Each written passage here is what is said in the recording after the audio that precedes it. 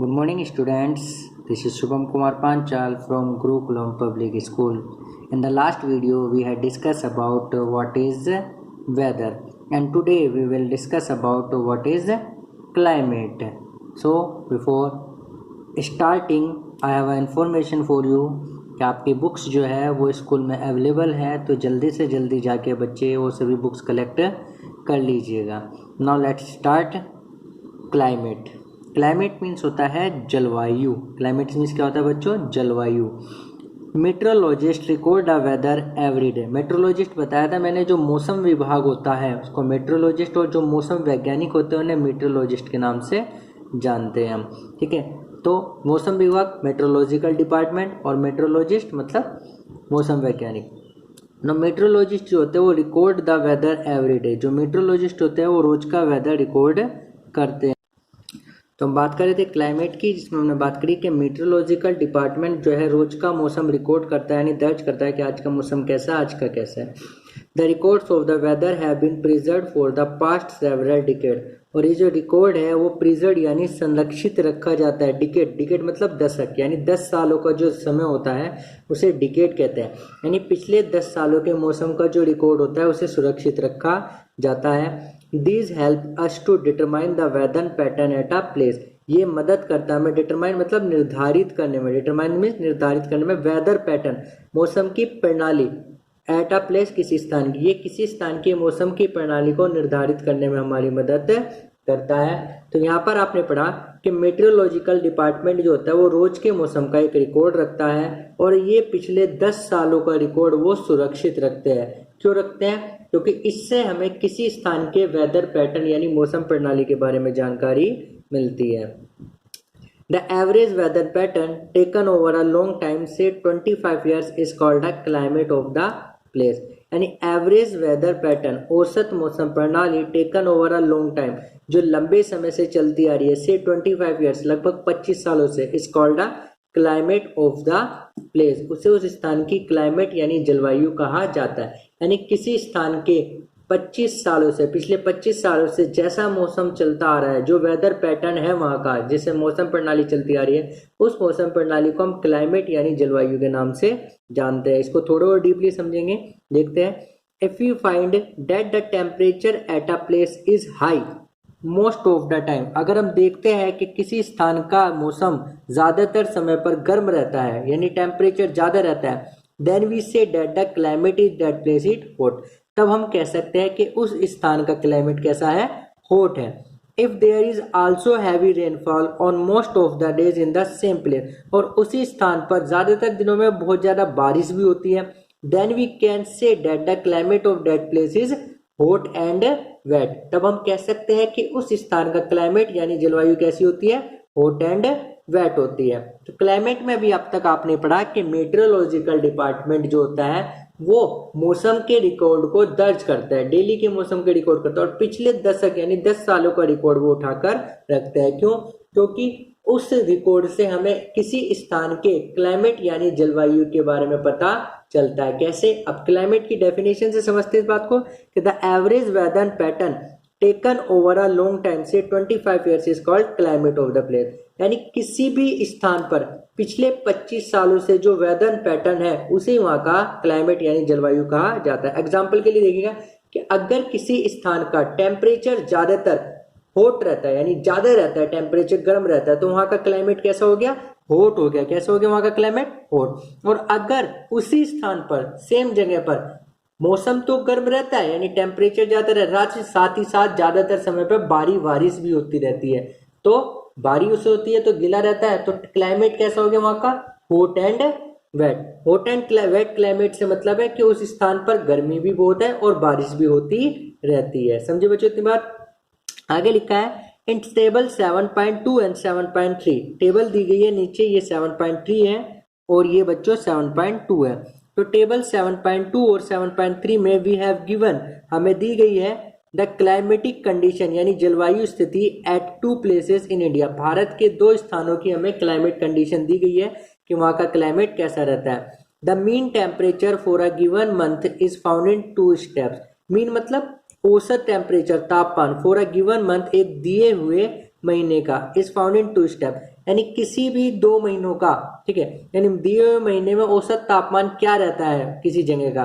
भाई डेली तापमान बदलता रहता है ना, आप कभी देखोगे अपने मोबाइल पर, अगर आपके पास स्मार्टफोन है तो स्मार्टफोन में देखोगे कि डेली टेम्परेचर थोड़ा ऊपर नीचे होता रहता है। तो जो मीन टेम्परेचर, जो औसत तापमान निकाला जाता है वो 2 स्टेप में निकाला जाता है। First we find the average of the temperature recorded during the month. सबसे पहले हम उसका जितना भी टेम्परेचर रिकॉर्ड किया गया है पूरे मंथ में उसका एवरेज निकाल लेंगे। Second we calculate the average of such average over many average temperature over many year. फिर दूसरा, उस एवरेज टेम्परेचर जो हमारा निकल के आ गया उसको पिछले कई सालों के जो एवरेज टेम्परेचर है उनसे कैलकुलेट करेंगे।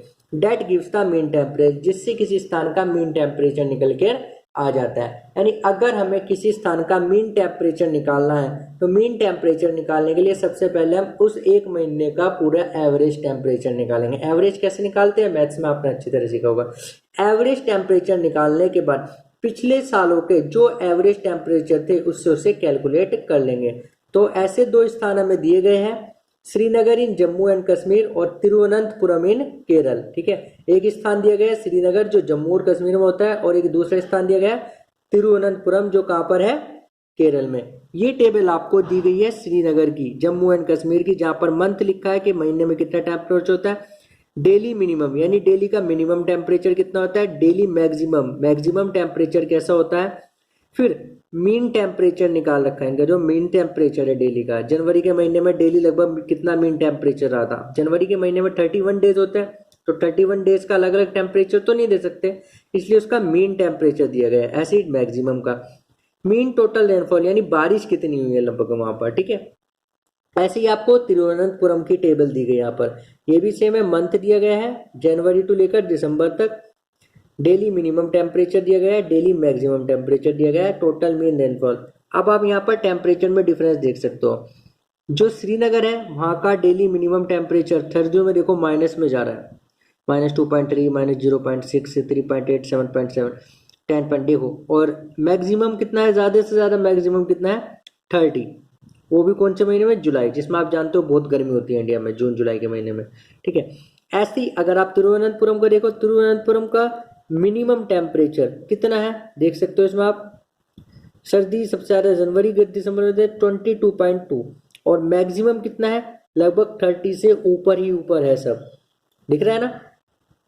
तो बच्चों आप देख सकते हो कि 2 टेम्परेचर डिफरेंस आपको दिखाए गए हैं, एक तो तिरुवनंतपुरम का जो कि केरल में, और एक श्रीनगर का जो कि जम्मू और कश्मीर में। आगे आपको टेबल का कंक्लूजन बताया गया है by looking at table 7.2 and 7.3, यानी टेबल 7.2 और 7.3 को देखने के बाद we can easily see the difference in the climate of Jammu and Kashmir and Kerala, कि हम जम्मू और कश्मीर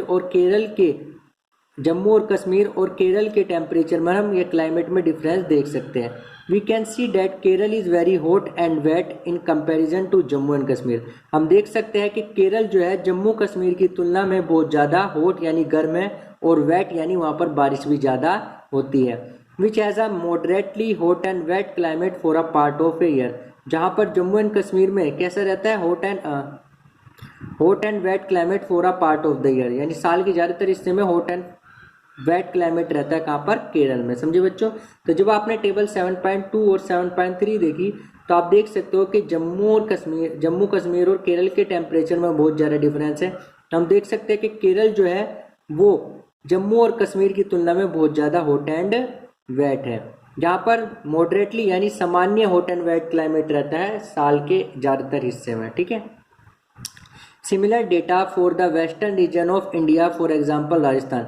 ऐसे ही डेटा हम किसके, आंकड़े, डेटा का हिंदी में बोलते हैं आंकड़े, ऐसे ही आंकड़े हम डेटा ले सकते हैं किसका, western region of India, Bharat के पश्चिमी क्षेत्र का, जैसे कि उदाहरण के लिए राजस्थान का नाम सुनते ही आपके ध्यान में आ गया होगा, लंबा सा रेगिस्तान फैला हुआ, गर्मी बहुत ज़्यादा। ठीक है, will show that the temperature is high, कि टेम्परेचर वहाँ पर कैसा रहता है, हाई रहता है, during most part of the year, साल के ज़्यादातर हिस्से में, यानी राजस्थान का टेम्परेचर साल के ज़्यादातर हिस्से में कैसा रहता है, हाई रहता है। बट ड्यूरिंग विंटर, लेकिन विंटर में, which last only for a few month, जो कुछ ही मंथ तक रहती है, the temperature is quite low, तापमान थोड़ा कम हो जाता है। This region receives very little rainfall, इस क्षेत्र में बारिश बहुत कम होती है। This is the typical desert climate. ये टिपिकल डेजर्ट क्लाइमेट होता है। It is hot and dry. क्या कह सकते हैं इसको? हॉट एंड ड्राई, क्योंकि गर्म रहता है ज्यादातर और बारिश भी कम होती है, तो इसलिए कैसा है? Hot and dry. और अगर गर्म रहता और बारिश भी बहुत होती तो हॉट एंड वेट हो जाता।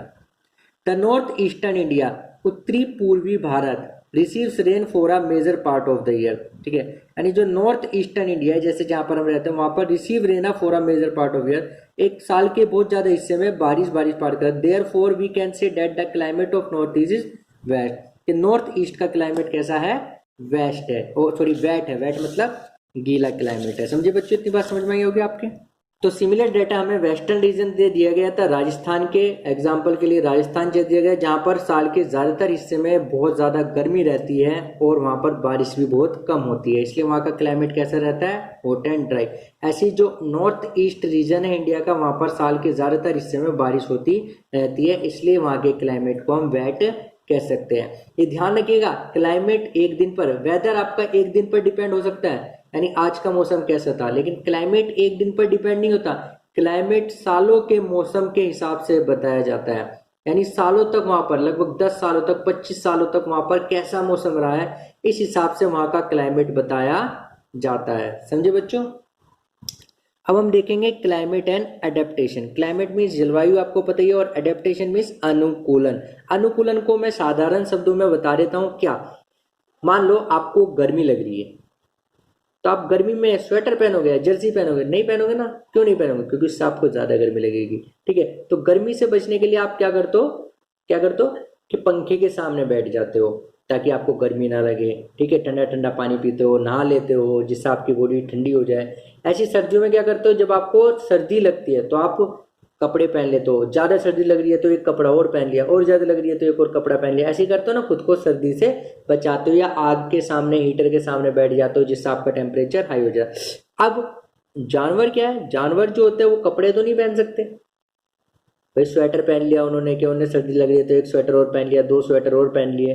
तो उनके कुछ बॉडी फीचर्स ऐसे होते हैं, यानी उनके शरीर में कुछ ऐसी विशेषताएं होती है जिसके लिए वो अपने शरीर को, अपनी बॉडी को हर मौसम के हिसाब से बना लेते हैं।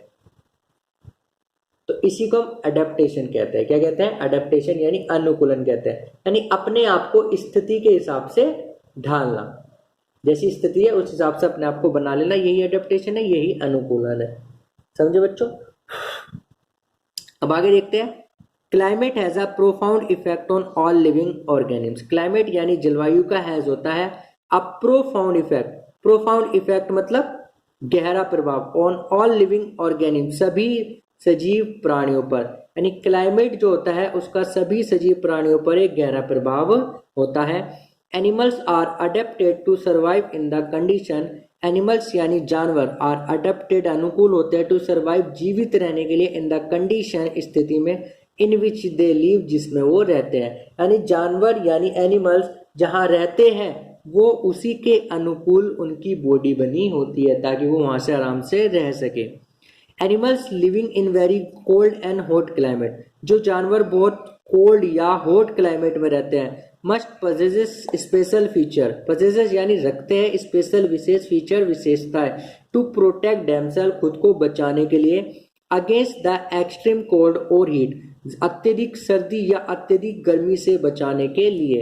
यानी जानवर जिस क्षेत्र में रहते हैं उनकी बॉडी स्ट्रक्चर या बॉडी में कुछ ऐसी फैसिलिटी होती है जो उन्हें वहां रहने लायक बनाती है। अब चाहे वहां का क्लाइमेट ज्यादा ठंडा हो या ज्यादा गर्म हो, ठीक है, उनमें कुछ ऐसे स्पेशल फीचर्स होते हैं ताकि वो अत्यधिक सर्दी या अत्यधिक गर्मी से खुद को बचा सके।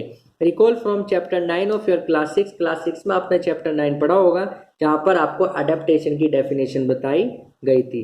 Features and habits that help animals. Feature यानी विशेषताएं, एंड हैबिट्स आदतें, दैट हेल्प एनिमल जो जानवरों को मदद करती है, टू अडेप्ट अनुकूल बनाने के लिए, टू देयर सराउंडिंग अपने चारों ओर के, are a result of the process of evolution. ये इवोल्यूशन की प्रक्रिया का एक परिणाम होते हैं। यानी जानवर में जो विशेषताएं या जो आदतें होती है जिसके कारण वे खुद को अपने इलाके में रहने लायक बनाते हैं, तो ये जो जितने भी फीचर्स और हैबिट्स है ये सारे इवोल्यूशन का रिजल्ट है। समझे बच्चों?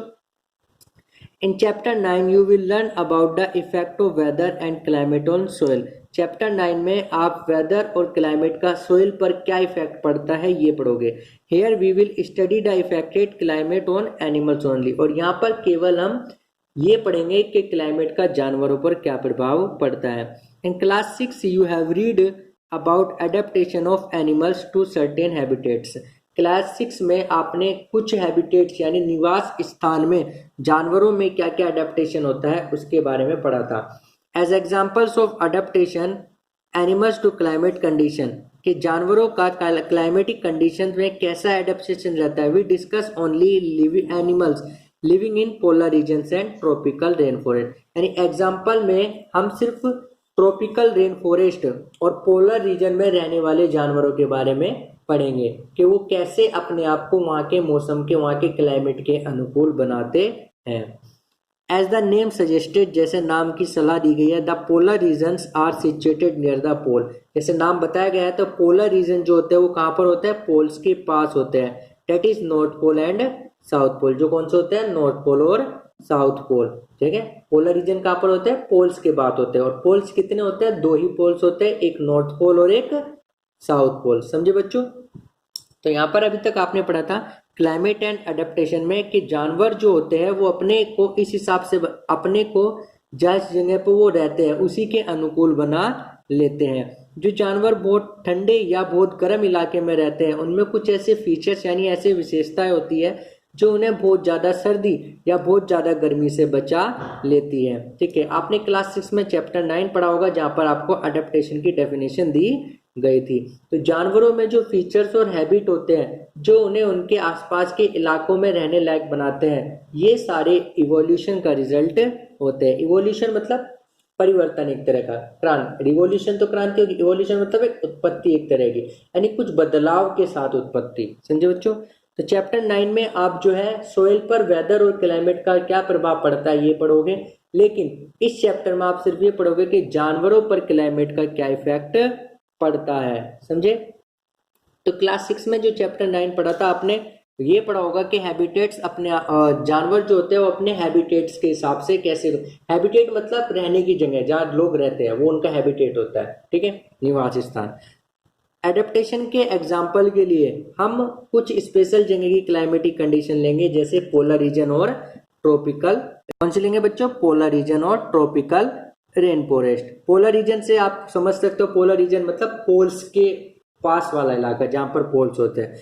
पोल्स कितने होते हैं, दो ही पोल्स होते हैं, एक तो साउथ पोल और एक नॉर्थ पोल। ठीक है बच्चों। Some well known countries the belong to polar regions are, polar regions की जो जानी मानी कंट्री है कौन कौन सी है, Canada, Greenland, Iceland, Norway, Sweden, Finland, Alaska जो कि यूएसए में, and Siberian region of Russia, और रशिया का जो साइबेरियन रीजन है यानी रूस का जो साइबेरियन रीजन है। ठीक है, तो कुछ पोलर कंट्री यहाँ पर बताई गई, एक तो Canada, Greenland, Iceland, Norway, Sweden, Finland, Alaska in USA and Siberian region of Russia. यहाँ पर दो नाम दिए गए, एक ग्रीनलैंड और आइसलैंड। ठीक है, दोनों नाम के बारे में बता देता हूँ। आप जब ग्रीनलैंड समझ लोगे, पढ़ रहे होंगे तो आप सोच रहे होंगे ग्रीनलैंड मतलब हरा भरा, बहुत ज्यादा हरियाली होगी, पेड़ वेड़ होगे, और आइसलैंड समझ लोगे कि बर्फ ही रहती होगी। लेकिन ये दोनों नाम अपने नाम के अपोजिट है। आइसलैंड में तो पेड़ मिलेंगे आपको हरे भरे, और ग्रीनलैंड में बर्फ ही बर्फ मिलेगी। ठीक है। Examples of some country where the tropical rain forest are found, यानी कुछ कंट्रीज के एग्जाम्पल जहां पर ट्रॉपिकल रेन फॉरेस्ट पाए जाते हैं वो कौन कौन सी है, India, Malaysia, Indonesia, Brazil, republic of Congo, Kenya, Uganda and Nigeria. ठीक है, तो कहां पर रेन फॉरेस्ट पाए, वैसे तो पाए और भी कहीं जाते हैं लेकिन कुछ एग्जाम्पल दिए गए ट्रॉपिकल रेन फॉरेस्ट जहां पर पाए जाते हैं वो है, एक तो India, Malaysia, Indonesia, Brazil, republic of Congo, Kenya, Uganda and Nigeria. समझे बच्चों इतनी बात। उसके बाद देखते हैं हम activity 7.2, take an outline map of the world. एक वर्ल्ड का मैप लीजिएगा जिसमें आउटलाइनिंग बनी हुई है।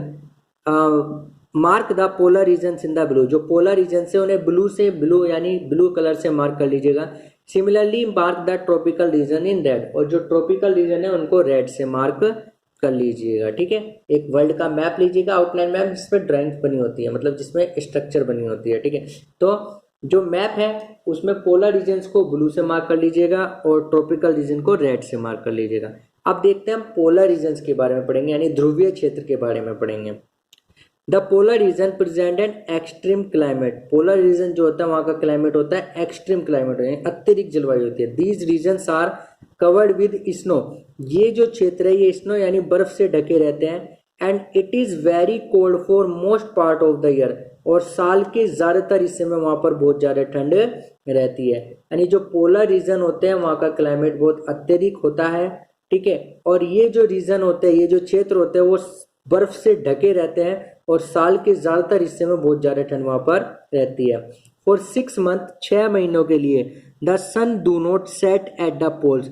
6 महीनों के लिए पोल्स पर सूरज छिपता नहीं है। While for the other 6 month, जबकि अन्य 6 महीने के लिए the sun does not rise, सूर्य निकलता ही नहीं है। यानी 6 महीने सूरज छिपता नहीं है और 6 महीने सूरज निकलता ही नहीं है। कहाँ पर है? पोलर रीजन्स की बात है, पोल्स पर।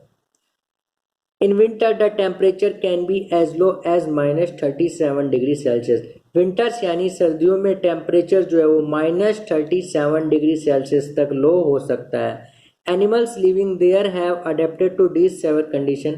एनिमल्स यानी जानवर जो वहाँ रहते हैं इन सेवर यानी भयानक कंडीशन के हिसाब से खुद को अनुकूल बना लेते हैं। लेट अस सी, आओ देखते हैं हाउ दे आर अडेप्टेड। आप देखते हैं वो कैसे अडेप्टेड होते हैं। By considering the examples of polar beer and penguin. Polar bear और पेंगुइन के एग्जांपल को समझते हम देखते हैं कि जानवर, पोलर रीजन के जानवर अपने आप को वहाँ के अनुकूल कैसे बनाते हैं। तो आपने यहाँ पर पोलर रीजन के बारे में पढ़ा कि पोलर रीजन जो है वहाँ पर एक अत्यधिक जलवायु होती है, ठीक है। ये जो रीजन होते हैं ये पूरे साल बर्फ से ढके रहते हैं, ठीक है। और साल के ज़्यादातर हिस्से में बहुत ज़्यादा ठंड होती है। 6 महीने के लिए वहाँ पर सूरज निकलता ही नहीं है और 6 महीने के लिए छिपता नहीं है।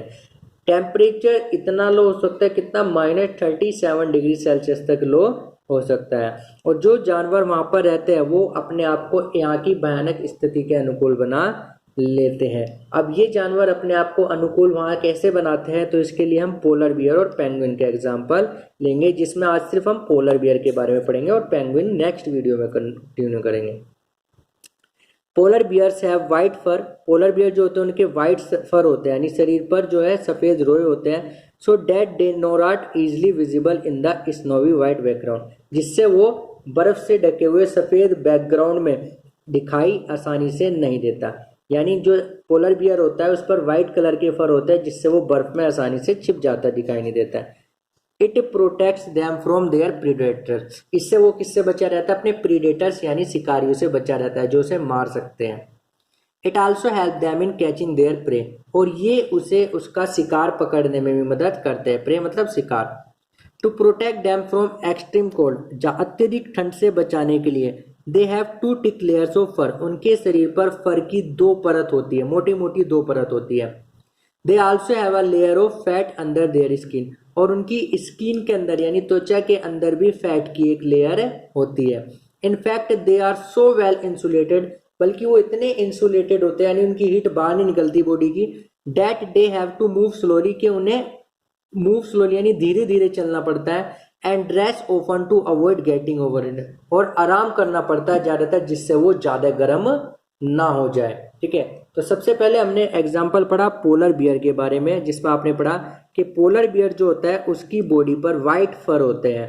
वो वाइट फर इसलिए होता है जिससे वो बर्फीले बैकग्राउंड में, यानी वाइट कलर की बर्फ होती है ना, तो बर्फ के बैकग्राउंड में आसानी से छिप जाए। इससे क्या होता है? वो अपने प्रीडेटर यानी शिकारियों से बचा रहता है और आसानी से अपने शिकार यानी प्रे को पकड़ भी लेता है। उन्हें ज़्यादा ठंड से बचाने के लिए, यानी बहुत ठंड होती है पोलर रीजन में, तो इतनी ज़्यादा ठंड से बचाने के लिए उनकी बॉडी पर फर की मोटी मोटी 2 लेयर होती है, 2 परत होती है। और साथ ही साथ उनकी स्किन के अंदर भी फैट की एक लेयर होती है। और वो इतने ज़्यादा इंसुलेटेड होते हैं कि उन्हें धीरे धीरे चलना पड़ता है। इतने ज़्यादा इंसुलेटेड होते हैं कि उन्हें धीरे धीरे चलना पड़ता है और कभी कभी तो आराम भी पड़ना पड़ता है ताकि वो ज़्यादा गर्म ना हो जाए।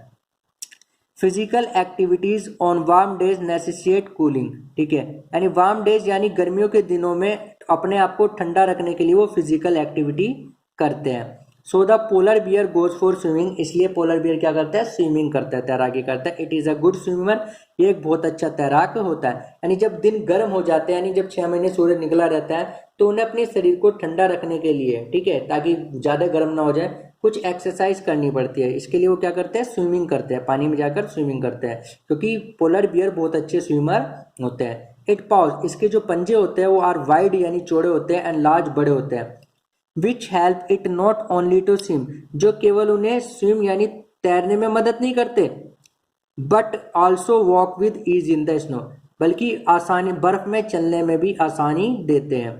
वाइल स्विमिंग अंडर वाटर, जब ये पानी में तैर रहे होते हैं, it can close it's nostrils, ये अपनी नोस्ट्रिल्स को यानी हमारी नाक के बाहर जो दो छेद से होते हैं ना, नासिका द्वार भी बोलते हैं, उन्हें बंद कर लेते हैं। And can remain under water for long duration, और लंबे समय तक ये पानी के अंदर रह सकते हैं।